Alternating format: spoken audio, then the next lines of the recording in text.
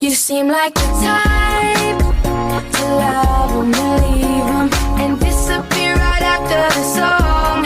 So give me the night to show you and hold you. Don't leave me out here dancing alone. Can't make up your mind, mind, mind, mind, mind. Please don't waste my time, time, time, time, time.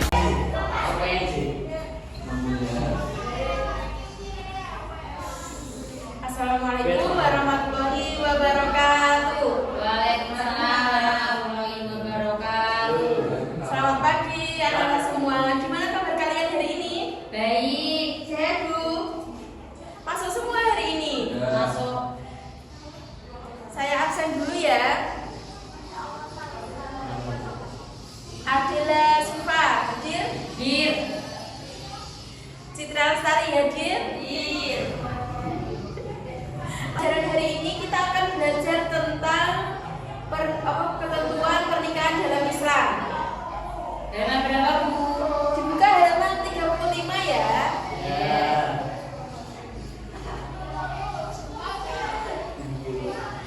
Ada yang tahu nikah itu apa? Antara laki-laki dan perempuan buat satu hubungan. Mendapatkan keturunan, Bu. Ya. Terus kalau tujuan pernikahan? Memenuhi tuntunan naluri manusia yang asasi Ya, terus yang kedua apa, Mbak? sebagai benteng yang kokoh bagi anak manusia, Terus yang selanjutnya? memperoleh keturunan. Nah, jadi tujuan pernikahan itu ada 3. Yang pertama yaitu memenuhi tuntutan naluri manusia yang asasi. Terus yang kedua sebagai benteng yang kokoh bagi akhlak manusia. Dan yang ketiga yaitu memperoleh keturunan. Nah, kalau pengertian nikah tadi sudah disebutkan sama Mbak Ima ya.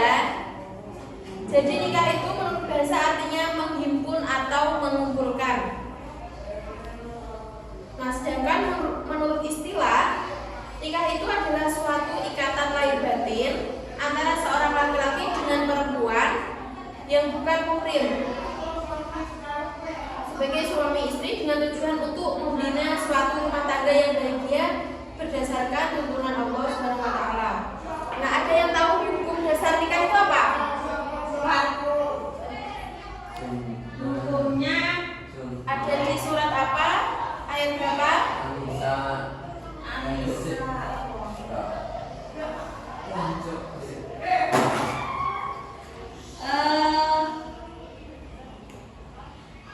Anisa Ayat berapa, Mbak? ayat 1. Ya. Terus hukum pernikahan.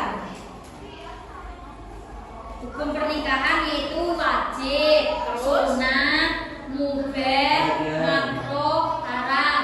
Ya, bisa menyebutkan satu-satu? Wajib itu jika apa?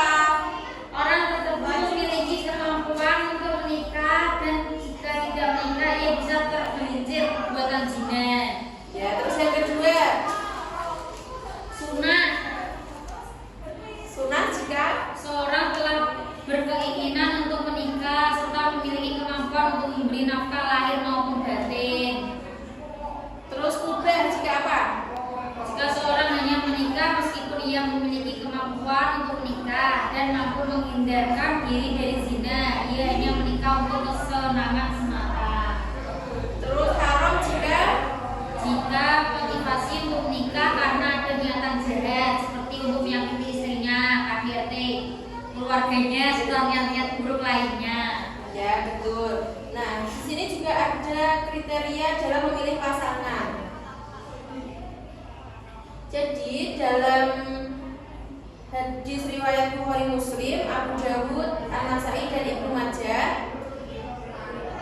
Rasulullah telah menyampaikan 4 kriteria dalam memilih pasangan hidup.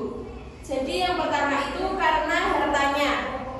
Terus yang kedua karena keturunannya, yang ketiga karena kecantikannya, dan yang keempat karena agamanya. Maka pilihlah yang baik agamanya, niscaya kamu akan beruntung. Terus ketentuan pernikahan. Ada apa aja, Mbak? Ada rukun nikah, syarat nikah, dan itu sama mahram. Ya, kalau rukun itu artinya apa? Rukun nikah itu ke sesuatu yang harus dikerjakan atau dilaksanakan. Nah, kalau syarat nikah ada berapa? Ada 5. Calon Ya. suami, calon Terus? istri, wali nikah, saksi nikah, ijab kabul. Tuh. Nah, jadi kalau dalam pernikahan itu harus ada syarat dan rukun nikah. Syaratnya nikah tadi yaitu ada calon suami, ada calon istri, ada wali nikah, saksi nikah, dan ijab kabul. Terus ada juga mahram, orang yang tidak boleh dinikahi. Jadi menurut kondisinya, mahram itu dapat dibagi menjadi 2 kelompok. Yang pertama mahram mu'abbad, yaitu golongan mahram yang tidak boleh dinikahi selamanya karena keturunan. Pernikahan atau persusuan seperti keturunan, satu susuan, mertua perempuan, anak tiri jika ibunya sudah dicampuri, bekas menantu perempuan, dan bekas ibu tiri. Nah, kalau mahram yang kedua yaitu mahram mu'aqqad adalah golongan mahram tidak boleh dinikahi pada kondisi tertentu, dan jika kondisi ini hilang maka menjadi halal. Misalnya saudara sepersusuan kakak dan adiknya. Hal ini boleh dinikahi, tapi setelah yang satu statusnya sudah bercerai atau meninggal dunia. Bisa disebutkan Mbak tadi mahram atau orang yang tidak boleh dinikahi itu ada berapa? Ada 2. Ya, yang pertama mahram apa? Mahram mu'abbad dan mahram mu'aqqad. Ya, benar. Nah, selanjutnya yaitu pernikahan yang tidak sah. Tidak sah. Ada 8. Ya, yang pertama, Nikah mut'ah, yang nikah kedua, 3, nikah muhalil, pernikahan orang yang ihram, pernikahan dalam masa iddah, pernikahan tanpa wali, pernikahan dengan wanita kafir. Yang terakhir, menikah di mahram. ya. Yang ketiga tadi nikah muhalil, yaitu nikah yang gimana? Seorang laki-laki sengaja menikahi seorang perempuan yang sudah dicerai oleh suaminya yang pertama sebanyak 3 kali. Ya, terus kalau nikah singgor, Nikah singgol yaitu pernikahan dengan persyaratan barter tanpa pemberian mahar. terus hak dan kewajiban suami istri. Kewajiban suami terhadap istri. Yang pertama, suami itu wajib memberi nafkah lahir kepada istri seperti pakaian dan tempat tinggal, dan memenuhi nafkah batin kepada istri seperti cinta, kasih sayang, dan perhatian. Nah, yang kedua, menggauli istri secara ma'ruf, yaitu dengan cara yang layak dan patut. Misalnya dengan kasih sayang, menghargai, memperhatikan, dan sebagainya. Terus yang ketiga, memimpin keluarga dengan cara membimbing dan memelihara semua anggota keluarga dengan penuh tanggung jawab. Jadi seorang suami itu mempunyai tanggung jawab terhadap istrinya. Kalau suami yang memberi nafkah gimana Bu? Yo, pokoknya harus memberi nafkah. Itu kalau suami tidak memberi nafkah wajib dicerai ya Bu? Tidak mesti. Kan suami itu kan harus mengusahakan dulu, nggak langsung apa-apa jatuhnya ke cerai. Misalnya sedang ada, misalnya sampean sudah nikah, nah sampean itu ada masalah. Nah, kalau ngomong itu kan hati-hati, nggak terus menuju harus cerai atau gimana. Jadi diperbaiki dulu. Oh iya ya Bu. Jangan sama-sama tinggi egonya. Oke siap Bu. Terus kewajiban istri terhadap suami. Nah, istri patuh dan taat kepada suaminya. Nah, mentaati suami itu merupakan perintah Allah. Sebab dalam rumah tangga, seorang suami adalah kepala rumah tangga yang harus didengar dan ditaati selama dalam batas kebaikan dan sesuai dengan ajaran Islam. Terus kewajiban istri yang kedua yaitu memelihara dan menjaga kehormatan diri dari keluarga serta harta benda suami. Terus yang ketiga, mengurus dan mengatur rumah tangga dengan baik sesuai dengan fungsinya. Yang keempat, memelihara dan mendidik anak, terutama pendidikan agama. Yang kelima, berhias untuk suami. Nah, istri itu berhias untuk suami itu termasuk perbuatan yang bernilai ibadah. Terus bersikap ridho dan syukur pada suami. Dan yang terakhir, menciptakan suasana rumah tangga yang menyenangkan dan penuh ketentraman. Terus ada juga hak suami atas istri. Jadi suami itu wajib ditaati oleh istri dalam seluruh perkara kecuali maksiat.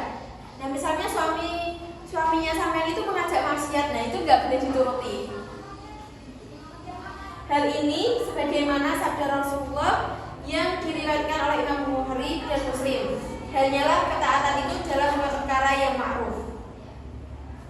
Terus hak suami dan atas istri yang kedua yaitu suami berhak mendapatkan pelayanan yang baik dari istrinya.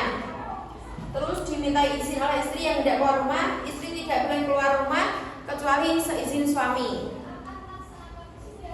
Terus istri tidak boleh puasa sunnah kecuali dengan izin suaminya.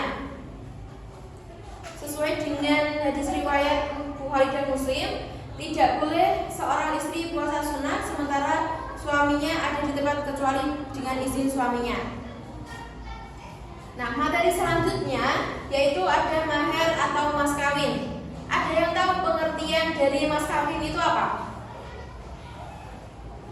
Mas kawin adalah memberi wajib dan calon suami kepada calon istri dalam rangka akad perkawinan. Nah, terus kalau hukum mas kawin? Kalau hukum mas kawin dalam ajaran Islam, pemberian mas kawin hukumnya adalah wajib. Kalau syarat mas kawin, mahar yang akan diberikan kepada calon istri harus memenuhi beberapa persyaratan. Ya, kalau kewajiban memberikan mahar itu dijelaskan dalam Quran surat apa? Surat An-Nisa ayat 4. Ya, benar. Terus resepsi pernikahan atau walimatul arsy. Tradisi ini biasanya dilakukan setelah akad nikah yang bertujuan untuk mengumumkan pernikahan yang baru saja dilaksanakan kepada masyarakat sekitar. Nah, jadi setelah sampean itu menikah itu harus diramekan. Jadi nggak harus rumah begitu, tapi sesuai kemampuannya sampean. Kalau menikah itu harus diumumkan, soalnya biar tidak terjadi kayak fitnah. Misalnya sampean sudah berdua kemana gitu kan, kalau nikahnya nggak diumumkan nanti itu Dirasani kengkung. ya terlalunya fitnah. Apa? Terus hikmah dalam pernikahan.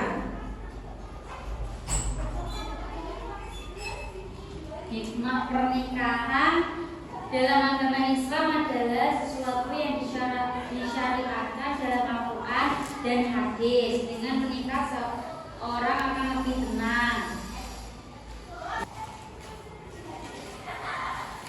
Terima kasih untuk pembelajaran hari ini. Tadi kita udah belajar tentang ketentuan pernikahan dalam Islam. Nah, kalau tujuan pernikahan itu ada berapa tadi? Ada 3, Bu. Ya, yang pertama Memenuhi tuntunan naluri manusia yang asasi sebagai benteng yang kokoh bagi anak manusia memperoleh keturunan. ya. Terus hukum pernikahan tadi ada berapa? Ada 5: wajib, sunnah, mubah, makruh, haram. Terus memilih pasangan dalam pernikahan kriterianya yang gimana? Yang cantik, Terus agamanya bagus, hartanya, keturunannya. rukun dan syarat nikah.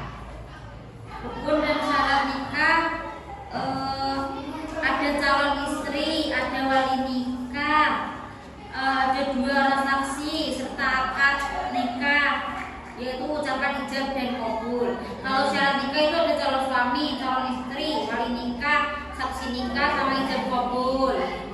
Terus orang-orang yang tidak boleh dinikahi. Yang pertama tadi mahram apa? Mahram abad dan mahram akad. Ya, terus pernikahan yang tidak sah.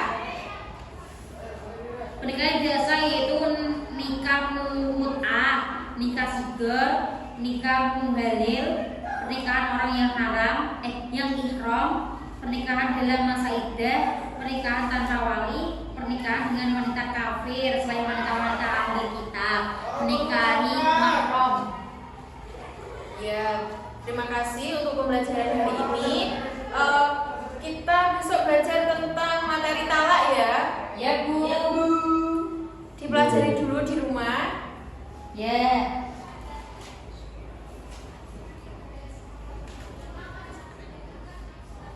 Terus dirangkum pembelajaran yang tadi ya, yang sampean pahami. Ya Bu, siap.